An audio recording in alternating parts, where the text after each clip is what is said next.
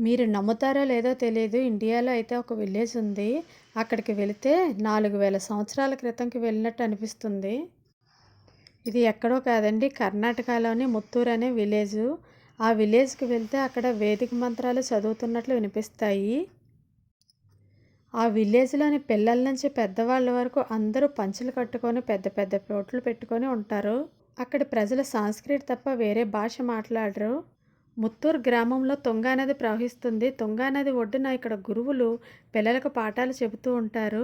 బయట ఊర్ల నుంచి కూడా చాలామంది పిల్లలు ఇక్కడికి వచ్చి సాంస్క్రిట్ నేర్చుకుంటారంట. ఇక్కడ గురువులు కేవలం 21 రోజుల్లోనే సాంస్క్రిట్ నేర్పిస్తామని సవాల్ చేస్తూ ఉంటారు. ఇంకొక విశేషం ఏంటంటే ఆ ఊర్లో లాడ్జిలు గానీ, రెస్టారెంట్లు గానీ అసలు ఏమీ ఉండవు. బయట నుంచి వచ్చే పిల్లలు వాళ్ళ గురుకులంలోనే చదువుకోవాలంట. మీరందరూ అనుకోవచ్చు ఏంటి పాతకాలం ఊరు అని. కానీ ఇక్కడ 21st సెంచరీలో ఉన్న ప్రతి ఫెసిలిటీ కూడా ఉంది. కానీ అక్కడ జనాలు మాత్రం వేదిక ధర్మాన్ని మాత్రమే పాటిస్తున్నారు. Heads off to Muthoot village.